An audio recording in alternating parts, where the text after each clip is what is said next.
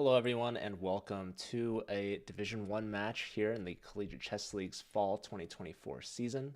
My name is Joe. We've got Mizzou versus SLU, and this is brought to you by our sponsor, Susquehanna. All right, let's check out. The games have already started. I'm actually a little late, so my sincerest apologies already in that regard. But we've got quite the matchup. This is the biggest rivalry, dare I say, that the Collegiate Chess League has ever seen. Mizzou versus SLU, in-state rivals. What's up, Spinny? What's up, Ginny? Spinny and Ginny. Wow, nice name combo there. Got a good ring to it. I like that it rhymes. Okay, obviously. Anywho, here we've got Bantsurin versus Raja. This is board 2 from SLU versus board 3 from Mizzou. Let's check out. We've got Ariantari, arguably the face of the league right here. He's playing against Elliot, who his real name is actually Chelev. Elliot's name is his username, actually. On Twitch, he's a streamer, if you guys didn't know. So shout out to Chelev. Aryan, also one of these celebrities, big name for sure, from Norway, starting his MBA, I believe, at Mizzou. So first year in grad school. Very exciting to have him join. He's not even Mizzou's top board. That would be Mikhail Antipov, seasoned veteran of the CCL. Don't see his game just yet, but I do see SLU's board 1. We've got Luka from Mizzou, board 4, versus Robbie Kevlishvili, board 1 from SLU, aka Groovy Kettle. He's rocking his 3K plus blitz rating. Starting off with the black pieces here. So round 1, very fresh, very early on into this match. Looks like we've got a potential bishop trade here. But Luka's just brought his knight back. I guess he's trying to reroute it. Maybe going to go up to f4. Computer likes white here slightly. Maybe a little bit more space. Bishop back to the corner on a8. Don't know if Robbie is the biggest fan of that bishop, but he decided not to trade it. Or to leave it there, honestly. So, rook left, also kind of getting out of this pen. And because of that, Luka decides to trade off his bishop for a knight. Kind of a questionable decision, but maybe just kind of acknowledging that they want their knight maybe on e5. And also, now that the knight isn't pinned, yeah, the knight was controlling. So, yeah, rook takes, very interesting. I was wondering if knight would take back, kind of keep an eye on this e5 square. Because now, Luka can bring the knight in on the dark squares here, right? And this pawn really kind of in the way. But trading here, potentially allowing for a push at some point. And you can see the eval starting to inch back in black's favor. So really giving up control over the e5 square. And now Robbie putting his knight on e4, attacking this queen. So queen's got to go somewhere. Time control, this is 5+2 blitz. It's 4 rounds. First to 8.5 points will win. It's an all-play-all format. Same exact format essentially as Pro Chess League for any of those diehard fans. I know Pro Chess League doesn't operate anymore, but some might be more familiar with that format. But it's a 5+2 blitz. So I'm going to try my best and see if I can hunt down this Antipov game, because I have a hunch that people probably want to see that, and I want to see that. So let me see. Did that work for me? Is Tianqi Wang, the board 4 from SLU, around?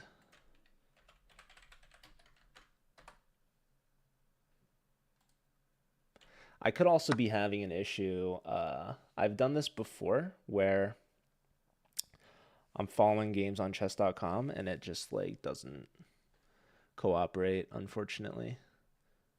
So I've also seen games that are happening and I'll like try to click on them and it just doesn't work. All right, anywho, in the meantime, Robbie's turned things around here. So Luca maybe not playing the best, kind of giving up a pawn, it seems. So push. Wow, no, he gave up a piece here. Because, so the pawn on e3 is overloaded, right? We see the bishop now also kind of coming to life, so. Yeah. 2 pawns for the knight, so advantage for black. Queen's got to move. Or you could, no, the queen has to move. Okay, let me look at, we've got a bit of a time mismatch here between Batsurin and Raja. And we've seen Batsurin get very low on time and blunder, even though it's a slight advantage for black. So Batsurin apparently up 3 points of material. What the heck? He's got an extra 3 pawns, but these are doubled. So yeah, wild game.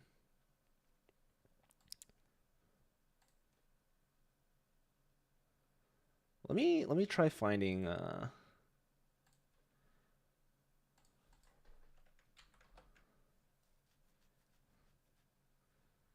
why is Tianqi not playing against Antipod right now? Can someone update me on that? Maybe we have a coach watching in the chat, maybe some lurkers. Yeah, Antipod, I mean, they're both online. Like what's going on? Yeah, so the Collegiate Chess League is for university teams only. So on the scoreboard, you can see the 4 players listed under SLU and the 4 players listed under Mizzou. They are all current full-time students at these respective schools. All right, so Batsurin losing a pawn, yeah. Plays b4, allows knight takes on c6, and the whole point is this bishop really struggling. This knight on an absolute outpost. I mean, it's not defended by its own pawn, but it's never getting kicked by a pawn, right? So these double pawns pretty useless. This bishop really not having a lot of real estate to work with decides to open up this diagonal. So the bishop can breathe a little bit, hit the rook, and now the rook for black is also opened up. But 15 seconds for Batsurin. Gives a check, gives up another pawn. So now, to 1 pawn advantage. There goes another pawn with check. So Batsurin was definitely for choice with a 3 pawn advantage, but really rough pawn structure to work with. I'm very curious. I guess you cannot really take this with check because then your knight gets trapped. And now Raj is actually in time pressure. So it goes back and Batsurin picks up a second pawn. Yeah, I mean a lot of students there in grad school. So Aryan is starting a business degree, I guess. Okay, offering a knight trade, also forking the bishop. You could play bishop f4 if you want to decline, but I like the bishop here a lot. Takes, bishop's going to hit the rook. We've got less than 10 seconds. This arguably an alternative, but it looks like a blunder because now bishop to f1. Okay, wait, but rook d1, bishop e2, rook e1. So all these pieces are hanging. Takes, knight back. So Raja maybe left off the hook. I wasn't quite sure what the tactic was. Bishop f1 looked like the right start. but I couldn't figure out the follow-up. Okay, anywho, Botsurin maintaining 2-pawn advantage, but they're doubled and they're isolated. This knight really on a good square to save these pawns. This bishop trying to attack them, but light squared knight can't really be easily pushed. That said, the pawns are really in a bad structure, but the king kind of complementing them, holding them all together. Hello, Cholado. Yeah, I guess I should keep an eye on Aryan's game, right? 1 second for Botsurin there. Check. Less than 5 seconds for Raja to 2 seconds. How is Black going to make progress? He pushes that past G-pawn. Rook goes to the outside. That pawn is continuing to push. The bishop keeping an eye on the promoting starter. 1 second. He brings the king in. The threat is on the knight. 2 seconds. There goes the E-pawn. Is there a check? Is there... Okay, he grabs this pawn. Rook's going after the A-pawn now. Ooh, he could trade rooks at any moment if he wants, but he doesn't. Brings the bishop back. Gives up that pawn. Now it's a 2-pawn advantage to none. You couldn't take the pawn because of the skewer. And now rook A1? This should be a win for Botsurin. Let's check in with Aryan Tari. Okay, huge advantage for Aryan here. Bishop pair versus a rook, but also look at all the pawns. Trade off here. Wow, that is a pin, and that's a free queen. So Aryan going to take this one home for the Mizzou team. Botsurin did win his game, and I'm still missing that Antipov game. So let's give a point to Botsurin. Let's give a point to Aryan. The board twos getting the job done for each team. This one, Luca stirring up some trouble for Robbie. Here we have another 2 minor piece versus rook. Computer didn't like this last move, but yeah, the minor pieces should be better, and we can see they're all working here to pick up that passed pawn. Check. King back. This king is active, grabbing some pawns. So, yeah, 1 pawn advantage for white, but it's rook versus 2 minor pieces. Minor pieces typically do better than a rook. Bishop here making sure it's holding on to the pawns. That's a little bit of a skewer, but the knight... Oh, wait, but f4, you have a check. But, okay, there's bishop e2 at the end. Or bishop to f5. Very tricky here. King steps up. There's 1 check. Knight coming around. If the king can't go to h3 because of the fork. Knight here, knight block. Check? No. Luca's going to try to hold this to a draw.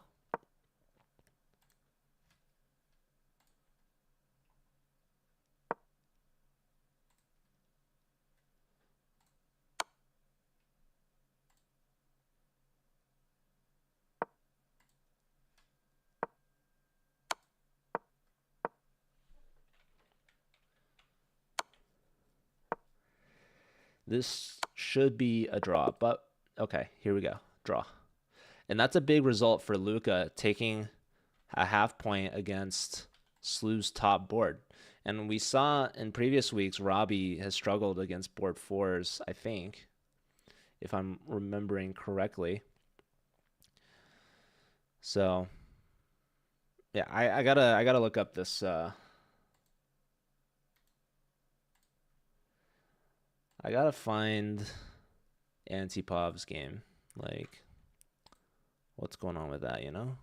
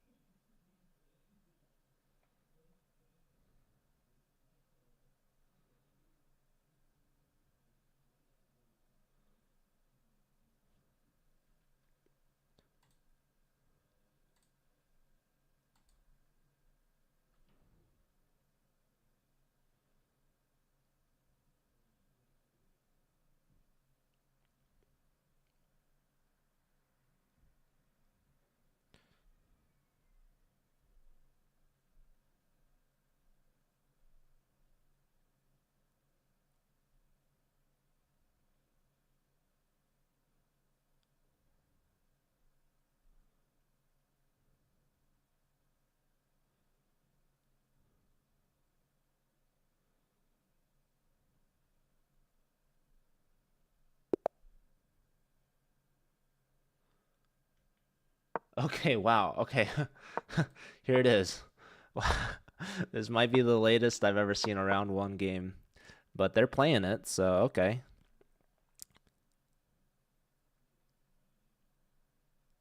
I mean, that's good, I guess. Rather see chess be played than not be played. So here we are.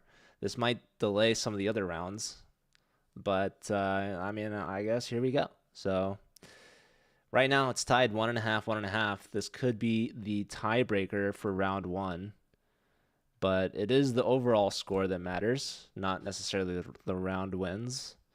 But of course, either of these teams would love to have a lead going into round two. It looks to me like Antipov should be the favorite. He is the highest rated player in this entire match, board one for the Mizzou team. And he's up against board four. So this should be, in theory, the easiest matchup for Antipov in this match. But Antipov does have the black pieces to start here. SRM is not only still in the tournament, but they are leading the pack, so to speak. They should have a match on Saturday against University of Virginia. That will be covered on the main chess.com channel. You can find that live streamed on both Twitch and YouTube. And it should be Saturday at 2 p.m. Eastern. Kind of a late match for the India team, but they've been absolutely crushing it. So thank you for asking. They should be one of the favorites going into playoffs. But of course, I think right now we're watching two of the most historic CCL teams of all time. Mizzou has won the team championship back in season 2, as well as our only individual season they won with Grigory Oparin, who's typically been their board 1. And he just most recently graduated. That's why Antipov is now the board 1. And we see Antipov is pushing up his H-pawn, going for this kingside attack, an early fianchetto and castle for Tianqi. SLU, meanwhile, probably, well, definitely the most winning CCL team of all time. They've put together 4 championship wins, winning the inaugural season as well as the last 3 seasons in a row, largely thanks to Benjamin Bach, obviously their captain, Grandmaster, Board 1, streamer, and current host of the CCL main broadcasts. So shout out to Bach. Computer liking Black's position here after the move G5. G5 just kicking out this knight on F4. But not an obvious move in my mind. G5 also is just like a sacrifice, right? You could just take that with your knight. I don't see like what G5 the computer. Wow, he plays it. This is definitely beyond me. Is there a chess expert in the chat that can maybe explain this to me?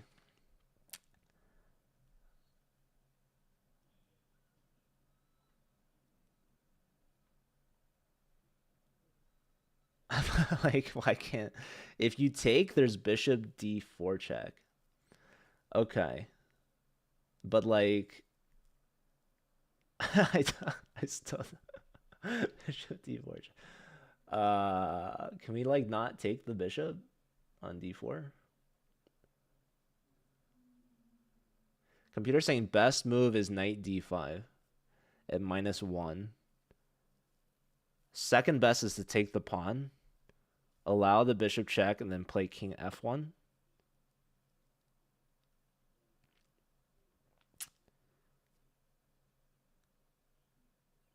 No, Eval Bar loves this move. And you can see Tianqi's in a bit of a think tank here.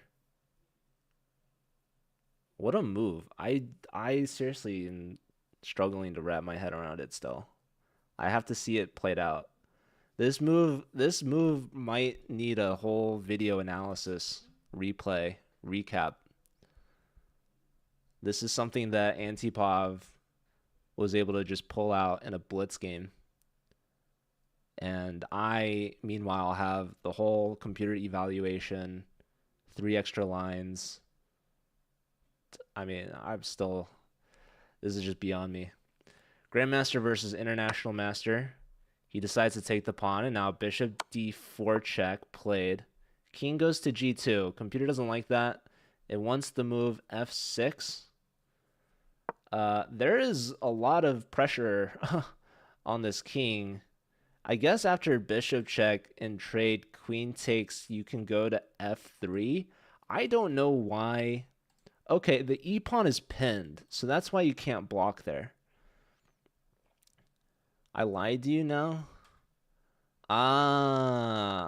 Yeah, I think that was from the Halloween stream. I think my roommate changed the notification.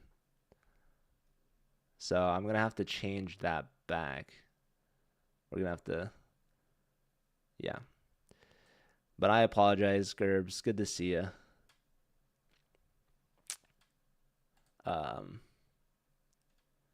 Omid, I can't solve that puzzle for you. I'm sorry. In a bit of commentary mode here. Okay, so yeah, the computer wanted king f1. Look at this bishop. Look at, I mean, yeah, f6, clean. So it didn't want to take the pawn. It wanted to play knight to d5. And I think it's because the knight was needed to stay on f3 so that you could meet this check with e3. Or with the knight on d5, you actually can also even play bishop e3 or even knight or something. Thanks for the sub, man. Enjoy your movie. All right, we have resignation. Blundered mate here. After f6, knight e4, bishop h3 is a forced mate. So let's look at this real quick. Knight takes, queen takes, king f3, only legal move. And now the move knight to e5, followed by king to f4, really running it up the board. And then queen to g4 was GG, checkmate. Wow, what a game from Antipov. Finding g5, ending the game in just a matter of moves later. Wow. That was quite an honor to witness live. And that's why I like to cover these D1 matches. You get to see the top talent in the league really putting on a display. I mean, especially a match as historic as Mizzou versus SLU. This is a rematch. I got to put together some stats and see the team's all-time scores and records against each other. This has been like the finals match for many playoffs, including the inaugural season back in 2020. So these two schools, they've been playing against each other for many years now. SLU's definitely been the favorite, as I said, historically, but I think this is quite time for this Mizzou team, not only with the addition of Ariantari, but also with the SLU team kind of recovering from the students graduating last year. They lost Benjamin Bach and Nicholas Theodoru, one of the strongest 1-2 punches in the league from board 1 and board 2. Their captain as well, right? And Benjamin Bach, losing that leadership can definitely do a number on your team. So obviously Robbie and Batsurin are veterans. They've played last year. They were boards 3 and board 4. So big shoes for them to fill.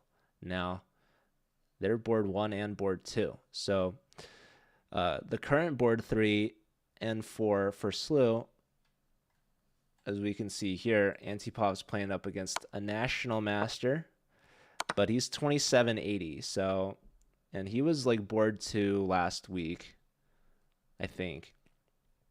A very strong blitz player in his own right, but now he's up against a very deadly board 1 3K plus Antipov, who after that first game we watched definitely seems to be in shape, on form, and doing great. He's got the white pieces.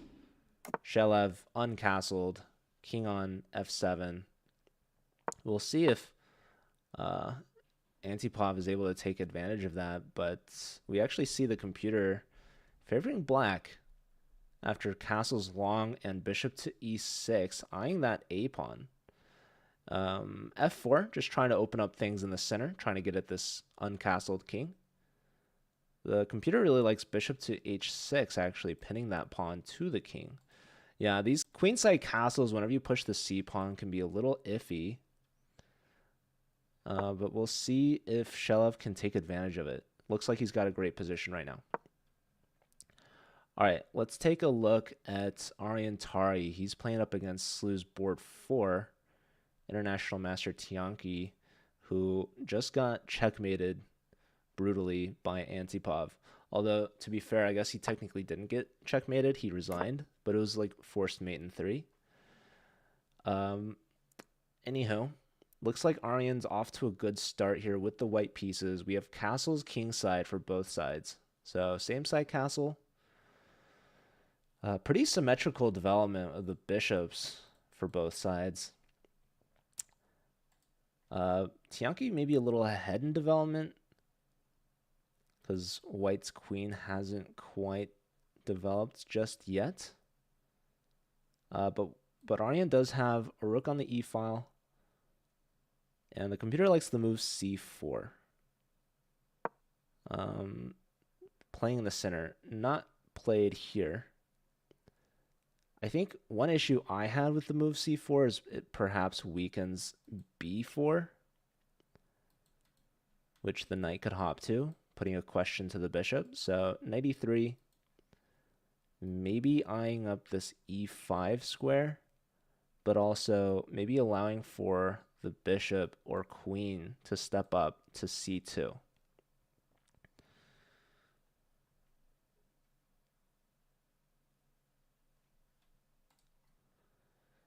We've got some other games going as well. We've got Batsurin versus Luka. Batsurin getting the only point, the only full point for SLU in the first round. He's got a great position here with white if he finds the move d4. Computer likes white after d4, not played. So now it really likes black's position. It likes taking the bishop, and it likes bishop a6. So now d4 is kind of a requirement because you need to take advantage of this material being lined up. You just lost a bishop, so you have to take a piece back somehow. And the way to do it is with this d4 move. Now, why the computer didn't like e3 is also similarly to why the computer really likes bishop a6. It's going to prevent you from castling. Also, it allows this, right? So what else did the computer like? The computer liked the move e5. Very interesting. Very interesting. But okay. Takes, captures, and not that good for Luka. Bishop a6 now. Actually, wait, f2 is going to be hanging. He can trade here, but then his rook's going to be hanging. Wow. Okay, so this is good for Mizzou, for sure. Batsurin definitely misplayed this. Missed d4 when he needed it. And only prepped for it. And yeah, that e-pawn seems to be very important. And it just tactically works out for Luka. He's able to win material here. He's either going to win an exchange or he's going to win a pawn with initiative. What's up, Hank? Good to see you. Thanks for tuning in.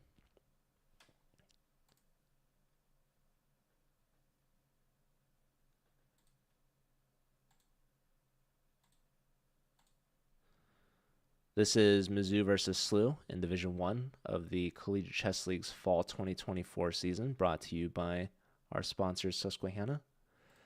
And it looks like Batsurin's going to lose this one, honestly. He's got less than a minute to 3.5 minutes for Luka, and he's just worse in position, for sure.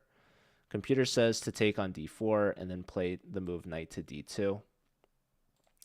It's not pretty, but it's exactly what he's done. After a long think there, he's protecting the rook on a1. He's getting rid of that really strong bishop, but he is losing the exchange. White does have the outside pass pawn, but black has a center and a material advantage. So that's what Luca's playing for right now. Brings the rook to c8 first, but the computer says that's a mistake because of the move knight to f3. Opportunity for Batsurin, 30 seconds. Can he find it? This will equalize the position because... Why? Well, obviously, if rook takes... Wait, what? I didn't understand knight f3 either, because it looks like you could take. I guess you couldn't take twice because this pawn is so deadly. The knight wouldn't be able to catch it. I don't know. He moves the queen. I was also thinking like you didn't have to trade queens there. You could move the queen to attack the knight, but I wasn't so sure how that would work out. Anyways, Batsurin reminding Luca he's got that outside pass pawn, so the rooks are kind of tied down, staring at this pawn. But the king and the knight should be able to get there in time to kind of corral it. So this should be initiative for black. Up a singular pawn for the time being, but this a pawn looks like, to me at least, it's going to get tracked down. So knight to e3, maybe going to c2. Going after the b pawn, there is king to c5 there. 12 seconds for Batsurin. He's going to trade the a pawn for the b pawn. Actually, is he just going to win this pawn outright? Knight takes? Is that a thing? Ah, but then there's knight here. Isn't this a blunder? Or king... Wait, oh, he goes here. Okay. I guess if knight here attacking the rook, there was a check. So he's going here preparing for this knight move. I mean, he could still go to c5. Oh, he just grabs the pawn. 1 second. Move. 2.3 seconds. King to c5. No. He's going to flag. Oh, my God. Check. King up. Check again. King up again. Hold on. Okay, going for the knight trade, but this should favor black. Just take on d4. What else? The computer likes knight e5. Here's the thing. Luca's got so much time.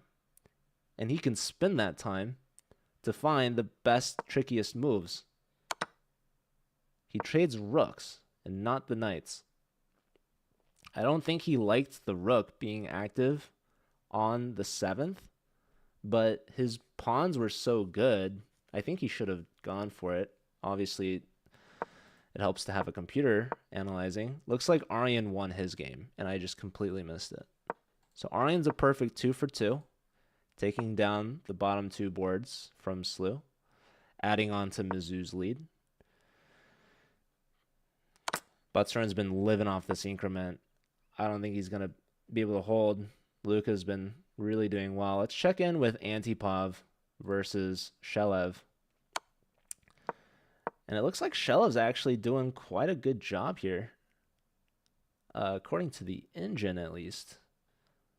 So, let's see if Antipov is able to hold. I mean, Antipov's got a really strong rook on the 7th that I like a lot. But why does the computer like black so much? Probably because you could just take this bishop, no? Is that not? Okay, b2 is also hanging. 13 seconds for Shelev.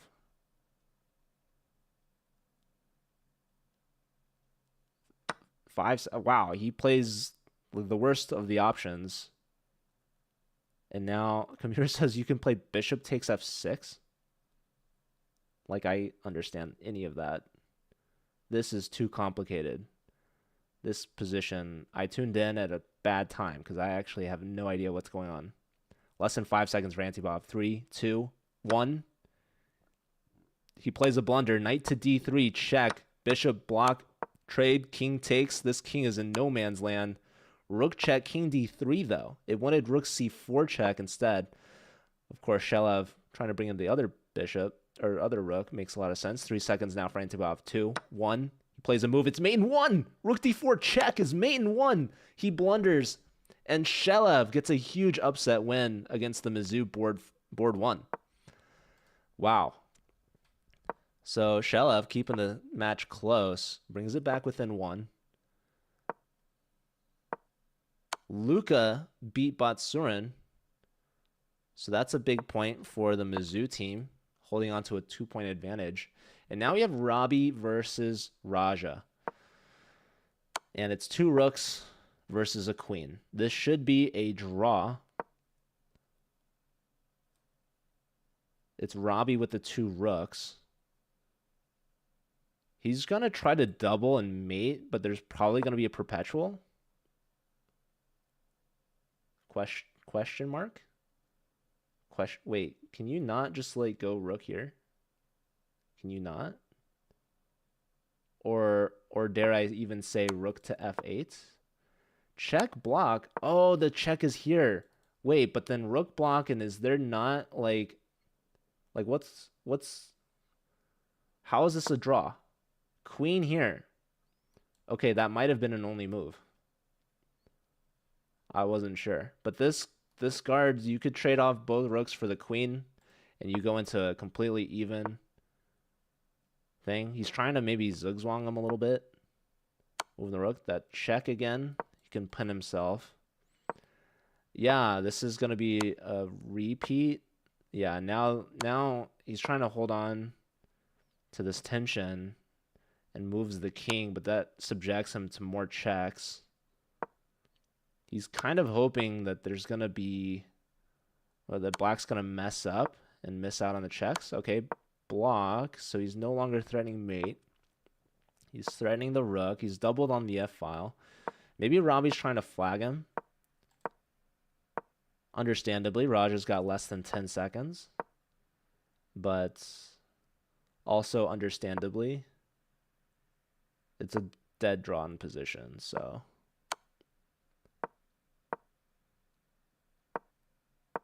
Not easy. Okay. He's going after the G-pawn now. Another interesting attempt. 5 seconds for Raja. 4, 3, 2. He's got to move. He makes one move. Double up. Check. King up. No more checks for black. But he is defending the G-pawn. Robbie could take the pawn and force this queen trade. Actually, if you take, you're going to get checked on f5. But also, I think, can't he just trade? Isn't the 2 versus 1 still a draw? Wow, they had it pre-moved. Robbie's going to try his chances, but he's going to get a passed h-pawn, which is going to be held to a draw. So the pawn advantage is not going to be enough. He's trying to zugzwang him somehow. The kings are dancing. A little bit.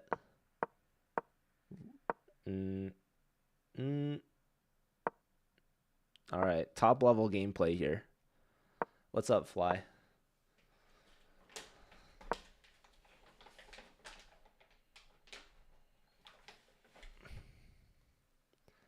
Don't mind me.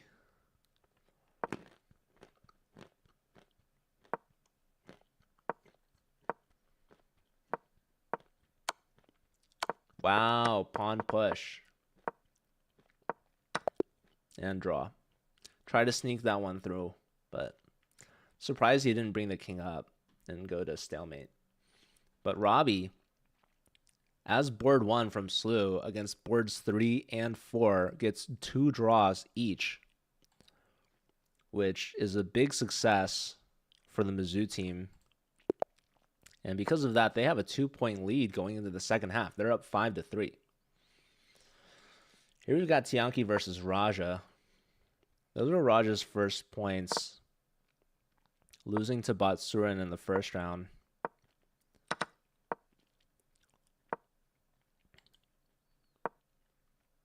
And we've got round 3 underway.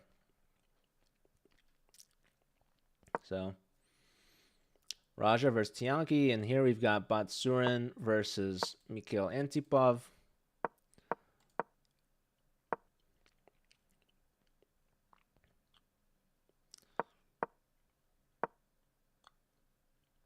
Both these teams, they're fighting for playoff positioning. this is their last match of the regular season. They're both guaranteed to make the playoffs, but where exactly they're going to end up is largely determined in part by this matchup. Also, these teams have a bit of pride on the line. They really don't like each other that much. In-state rivals, right? They play each other very often, and they just want to win. So, also the board points definitely is significant. You could have tie breaks, right, for the playoff standings based off the regular season. So they're trying to get as many points as possible. Not only just the win, but they want all the points. That's why the players really played out. Like Robbie, of course, board one captain, he's got to play that match out for any little advantage he can get. So props to Raja holding him to a draw there.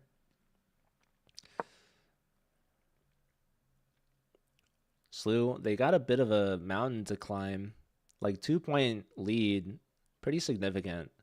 But Shelev did a great job to win against Antipov.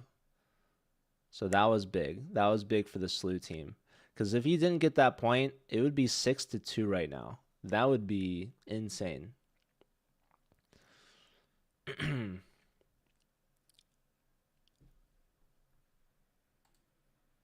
2 rounds remaining. Here we've got a big matchup. We've got Robbie versus Aryan Tari. Aryan's the only player that's perfect 2 out of 2 so far. Robbie's still looking for his first win. He's got 2 draws so far against the bottom 2 boards, and his opponents are just going to keep getting tougher and tougher. So he might have missed out on an opportunity to get some points on the board. But if Shelev beat Aryan, no, Shelev did not beat Aryan. Shelev lost to Aryan, but he won against Antipov. So maybe that's kind of the energy that SLU needs from their bottom boards. Coming up big. Shelev with a big point against Antipov can maybe inspire the team to do better, because they're going to need to do better in these last 2 rounds if they're to bring this match back against Mizzou. And both these teams are going to have to play in the first week of the playoffs. So this is their last match of the regular season. This is week 7. But playoffs are going to continue starting in November 16th, Saturday. Not this Saturday, but the next. So you should expect to see these teams playing again.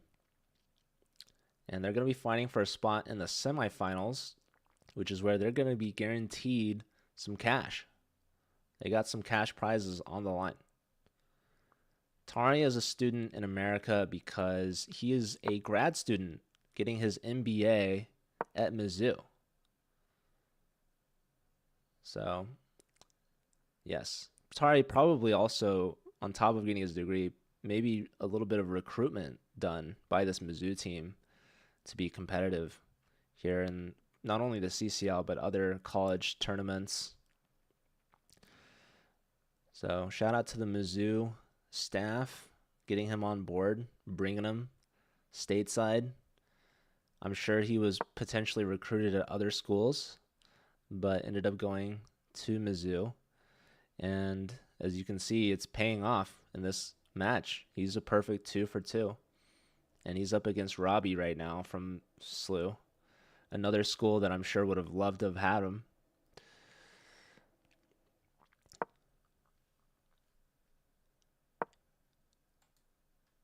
Let me see. We've got all 4 games. We've got Luca versus Shelev.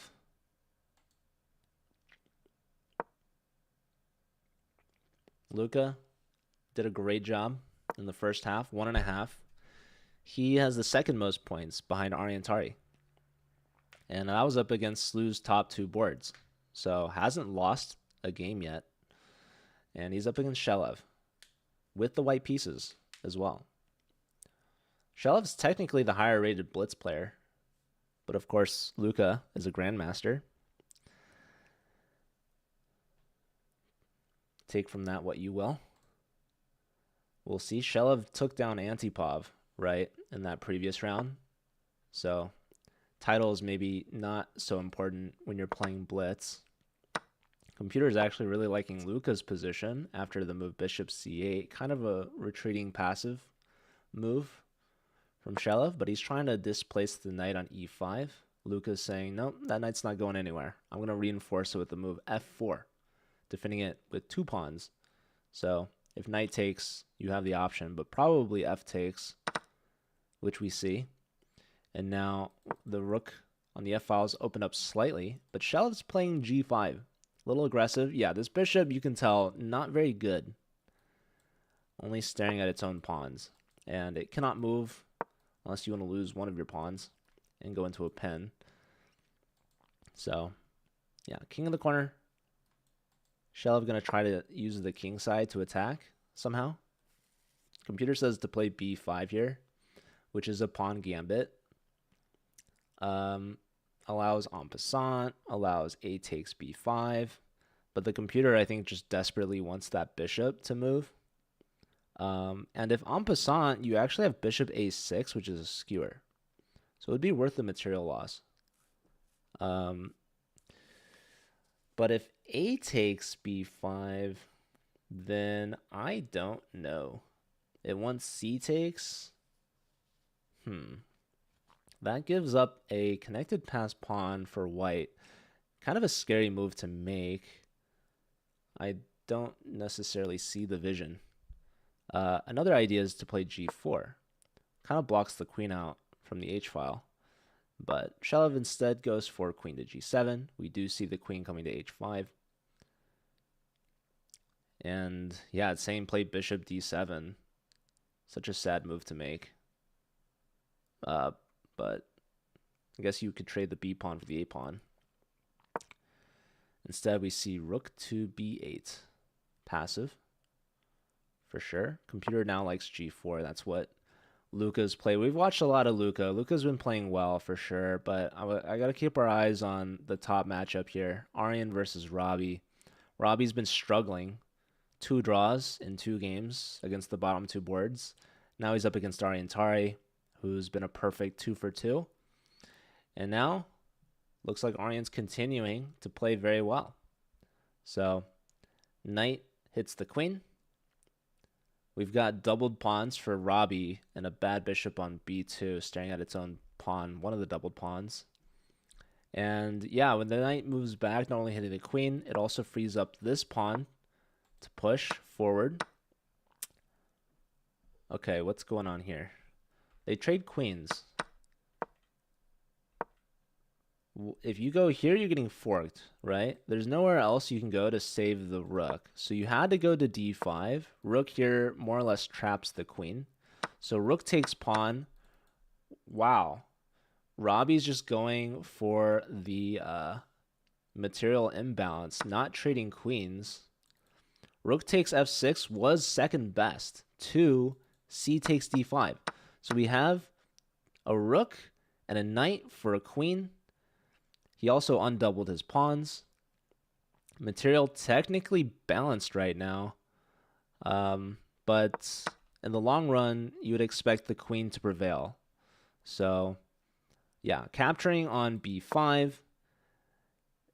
The pawn was kind of pinned to the rook. If you take, you trade rooks. So white really wants to leave the queens on. We've seen Robbie with the 2 rooks versus a queen in the previous match against Raja. And so here it is again.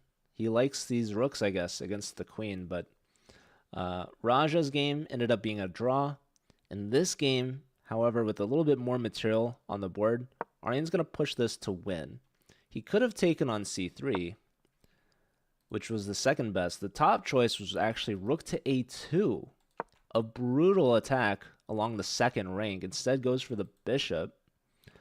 Also, potentially trading one of those rooks off the board, which would be really good in the long run for Aryan, because as we saw, Robbie with the 2 rooks was able to hold a queen to a draw.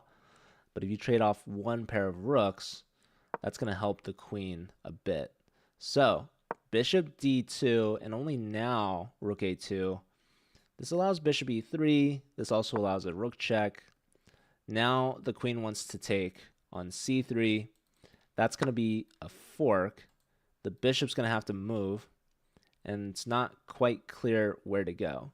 You can go to c1, You can go to f4, but now the move the computer really likes is queen to d4. Wow. Okay, Aryan goes for the rook trade. Very principled, very solid. There's one check. Bishop back to d2, saying if you take my bishop, I'm going to take your rook. So we trade rooks with check. Bishop takes back, still defended by the rook, still attacking the queen. But man, oh man, this is going to be tough for Robbie to hold. This pawn is hanging. Yeah, there it goes. Flight square, so the king can step up and the bishop can move. But yeah, it's queen versus rook and knight. And black also has two connected pass pawns. So this is looking great for Aryan. I think he's going to continue. Raja gets a big point against the board 4. So Tianki absolutely struggling for SLU. Has 0 points out of 3. International master. He's got to produce somewhere. Otherwise, he's going to get swept, and the SLU team is not going to be able to come back from this deficit. So right now, SLU is down by 3. Mizzou, 6-3 lead. Looking great. Let's check in real quick with Mizzou's top board, Antipov versus Batsurin. And this is a big one. Both players less than 15 seconds on their clock. Absolute time scramble. And it looks like white is crushing. Antipov now, less than 10 seconds. Makes a move. Queen back to a7, trying to offer some defensive resources to this very exposed king. Rook coming in, threatening Lord knows what kind of checks are to follow. Here's one check. Antipov doesn't have a defense here. 2 seconds, 1 second. He moves the king back.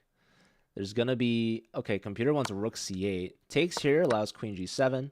Now he takes on c8 because of the fork. 1 second. Takes another pawn with check, and that's going to do it. So Batsurin gets a big win. Antipov loses twice in a row. Aryan Tari beats Robbie. That leaves us with 1 game left here.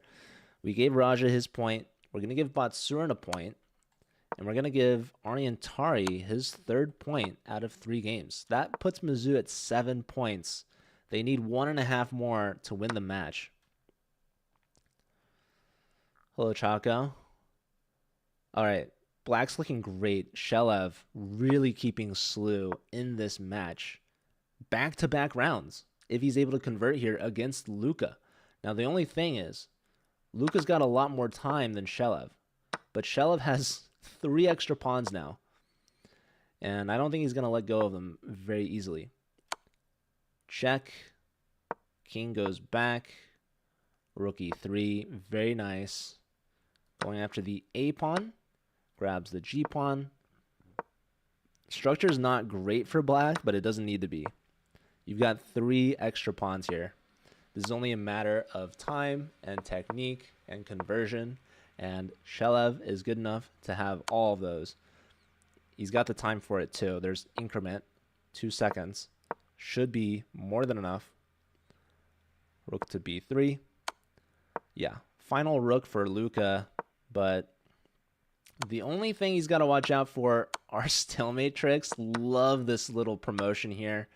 Forces the skewer, and we should see resignation, but honestly, props to Luka for fighting this on. There could be stalemate. There could be stalemate. We've got the queen on the board. He's going to get the 2nd queen. Or is he going to... Okay. Ladder. Oh, he makes a knight. Okay, okay. Queen and knight mate. Coming up soon. Any resigns from Shelev? Nope. And honestly, I don't blame him. But playing with his food a little bit. And we should have mate in 1 next. There it is. Shelev. Big point for the SLU team. Keeps them within 2. If Mizzou won that game, or like Antipov's game, for example, like those are some big points from Batsurin and Shelev. They tie that round, but you could argue the damage has already been done. Mizzou's still only needing 1.5 points to win, and we've got a big matchup here. Robbie struggling, hasn't won a game yet out of 3 games. He's gotten 2 draws, and he just lost against Aryan Tari. Antipov also struggling. Both these board ones only have 1 point out of 3 games. Antipov following back-to-back losses. But now he's got the white pieces against the struggling Robbie. We're going to see who's going to win this board 1 matchup. This is going to be huge, especially for Robbie. If he's able to take advantage of an Antipov who had a fantastic mate sequence against the board 4 in round 1, then Robbie could help the SLU team come back. SLU needs 3 points out of 4 just to tie the match. Anything less than that and they lose. So this is a big round. They're going to have to win it. Otherwise, Mizzou's going to send SLU home right before the first round of playoffs. So both these teams, by the way, still guaranteed to make playoffs, but you want to have a better seeding for the best chances in the playoff bracket. So Antipov already just picking up a pawn here. Robbie's just giving him that B pawn. I don't know if this is theory, but definitely advantage already for white. So yeah, queen comes out early, trying to scoop up that pawn, but a4 now has been played. Yeah, not what you want to see if you're on the SLU team. I'd like to go for national master title, Chaco, but okay. Anyways, this should be good for Antipov. Gonna be really rough, honestly, for Robbie already, and we're only 11 moves in, right? 16 seconds spent from Antipov. Okay, let's check in with Aryan playing against Batsurin, the board 2 matchup. This is Aryan trying to sweep the SLU team. If Aryan wins, he's going to be absolutely on fire. A perfect 4 out of 4 score. And yeah, they're going to be in shape going into playoffs.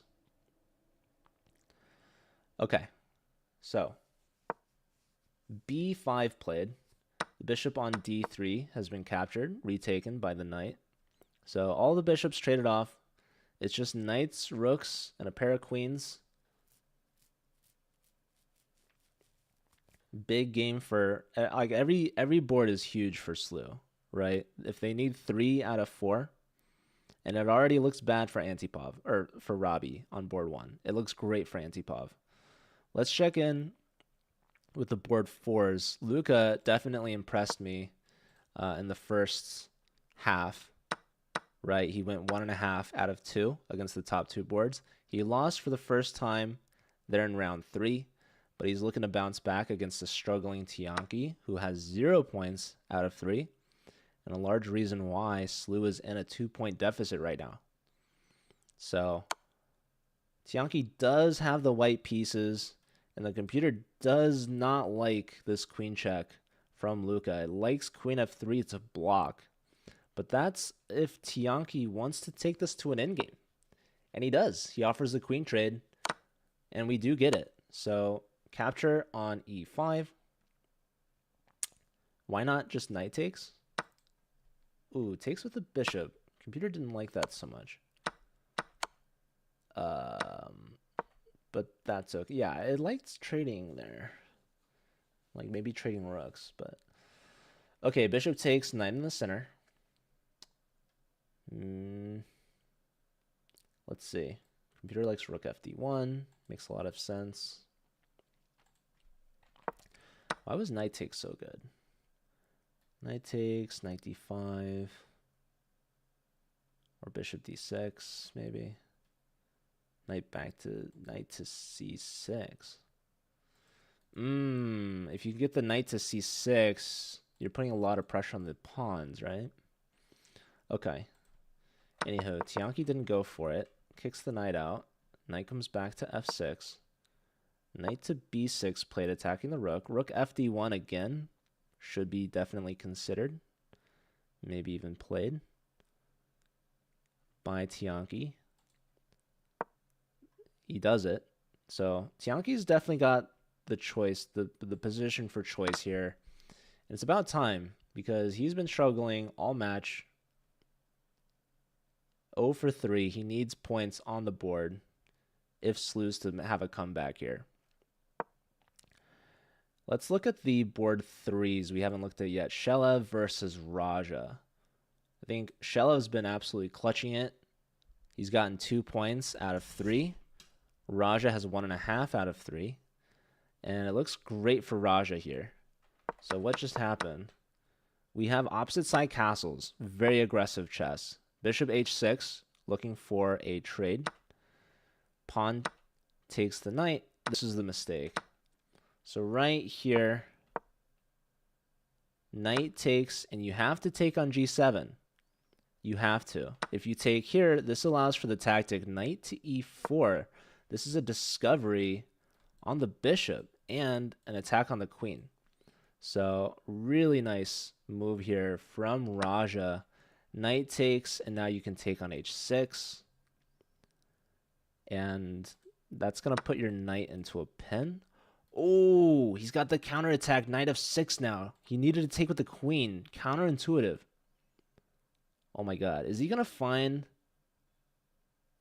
knight? Oh, he plays the more logical self-pinning knight g5. And now the computer really likes what exactly? Also, is this bishop not hanging? Like, I don't understand. Rook takes h5 just looks really good. Computer wants something on c8. Just rook c8. Going after this guy. But then, like, okay, computer says bishop d3. I don't know what's happening. I'm not going to pretend like I know what's happening. But computer loves Raja's position. Just put a rook on c8. I mean, obviously, logically, you could take the bishop. You can go after this knight. Big chance for Shelev to have played knight f6 check. Didn't do it. Okay, let's look back at Rob. Yeah, so this should be a win for Mizzou, and so should this. And Robbie's about to go down any second now. He's less than a minute. Now he's at 32 seconds. So knight's attacking the queen and the bishop. Bishop's attacking the rook. Okay, he saves the queen. Antipov's up 3 points of material. And resigns. Wow. So Antipov, big point, puts Mizzou at the 8-point mark. So now they have draw odds on every single board.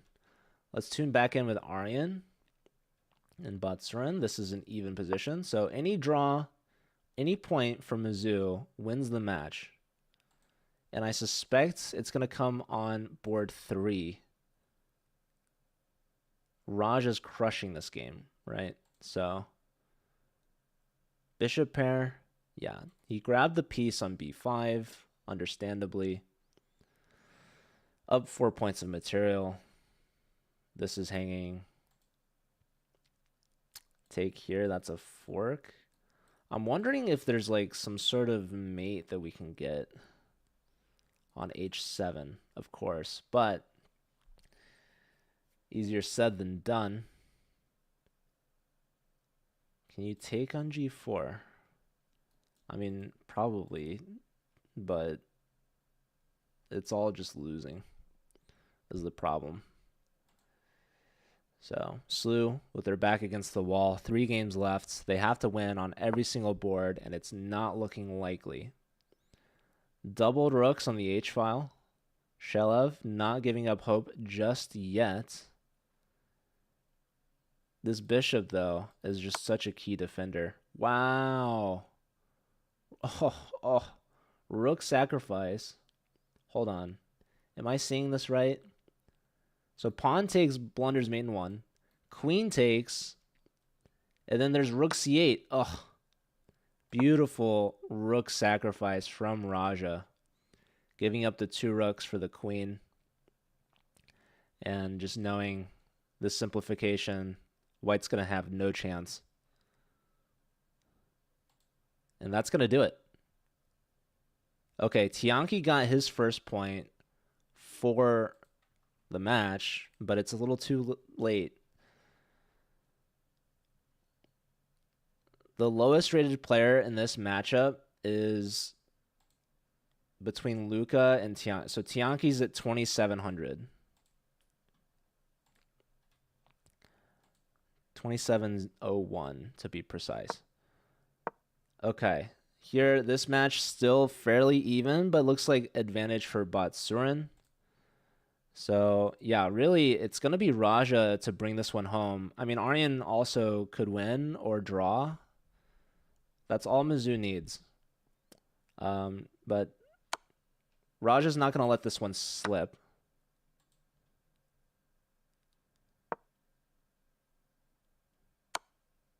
Queen takes, a big check. King over. Probably bishop takes pawn. Check. King goes anywhere. Another check. Grabbing a pawn while you're at it. I think Shelev's trying to avoid the dark squares because of the bishop, but it's not going to matter. Resigns. Raja brings the match home, going 2.5 out of 4. Positive score as board 3. And Mizzou gets their final win of the regular season. We've got one final game left. Aryan trying to sweep, going for a perfect 4 out of 4, but Batsurin in his path has something to say. Aryan 2 seconds with that last move. Yeah, and Batsurin will tie Aryan's score. They'll both have 3 out of 4, which is a great score. We have a queen trade. Batsurin's just up a pawn and has the better pawn structure, which might be more important. The white pawns are just trash, unfortunately. Unfortunately for Aryan, and unfortunately for SLU, this win from Batsurin would not make a difference in the match score. Well, it'll make a difference in the score. The tiebreak points might be important, but SLU, I think, has had more losses this season than like every other season combined. I'm just going to spit that fun fact out. I don't know if that's true or not. I'm just saying it. It feels true. So SLU, definitely a rough regular season for them. And as a reminder, SLU is a 4-time championship team in the CCL, the most of any schools. Mizzou, I think, has the next most, winning a team season and an individual season. And Mizzou's looking to win again and end SLU's 3-in-a-row streak. So Batsurin putting the finishing touches here. Aryan maybe trying to create some sort of stalemate net. I don't know. I don't know what his kings thinks he's doing with those pawns over there, but it's not much. But yeah, match score is already determined. Mizzou, big win from them. And yeah, these teams, they might face off again in the playoffs, which start November 16th. Also, we've got some final regular season matches still to be concluded this weekend. So be sure to tune in. We've got a match on Saturday, November 9th at 2 p.m. Eastern. Be there or be square. All right. Aryan trying to pass his pawn. To be fair, if he grabs the remaining pawns, it is a draw, but also, to be fair, he's not going to do it. So Batsurin wins by resignation, gets 3 out of 4 himself, doesn't allow Tari to sweep the SLU team, but the damage has been done. Big shout out to Raja winning the final point, and Antipov, of course, winning against Robbie. That was all the Mizzou team needed here. So they tied the last 2 rounds, but they won the first 2 rounds by 1 point each. That's going to be enough to win the match. So Mizzou, great performance this regular season. They've lost to 2 teams. No. Actually, yeah, they've lost to Texas, UT Rio Grande Valley, and they lost to Virginia in week 1 when they didn't play their full lineup. They played a board 4 instead of Ariantari, I think. So that was unfortunate for them to lose to Virginia, because otherwise they would have probably been in a top spot. Also, their match that they lost against Texas was super close. It was 8.5 to 7.5. So yeah, and because of that, Texas is actually in a top 2 spot. But really, I think the team to keep an eye out for, besides Mizzou, is SRM, Institute of Science and Technology. That is a brand new team joining from India, and they have a chance to take the number 1 seed going into the playoffs, playing this weekend against Virginia. So be sure to tune in for that. Should be a really good one. Definitely SRM is the favorite, but it's going to determine whether or not they will be in first or if Texas will be in the first spot, which is huge for playoff implications. Also, with this win, Mizzou should have higher seeding than SLU, which is going to help when they get past the first round into the semifinals. So you want to have the higher seeding because then you'll play against the number 2 seed instead of the number 1 seed, right? That's the difference between facing off against Texas or SRM in the semifinals. Now, you could argue Mizzou actually wants to play against SRM because they beat them in the regular season, the only team to do so, and they lost to Texas. So, very interesting, but I think Mizzou just wants the highest seeding, and they also just want to beat SLU, which they did here today. So, congrats again to the Tigers, and congrats as well to an awesome season for the regular season, but they've got a lot of work left cut out for them. November 16th, first playoff match, and November 9th, this Saturday before that, is going to be the last regular season match. We still have at least SRM versus Virginia to keep an eye out for, and we're probably going to have another Division II match to keep an eye out for because Prague, I think, forfeited against Yale. So, anywho, thanks everyone for being here. My name's Joe. Again, I run the league, and I'm happy to commentate these matches. I'm going to send you all off on a raid, so stick around for that, and we're going to see you guys back again this weekend, Saturday, 2 p.m. Eastern, SRM versus Virginia, and one of the D2 matches. And we might have some other lower division matches covered later on the Collegiate Chess League channel, so keep an eye out for those as well. All right, thanks again, everyone, and I'll see you all later. I'm going to be giving a lesson on my stream later today with Emily. We're going to review her last OTB games. But yeah, stick around for this raid. I'll see you later. Bye.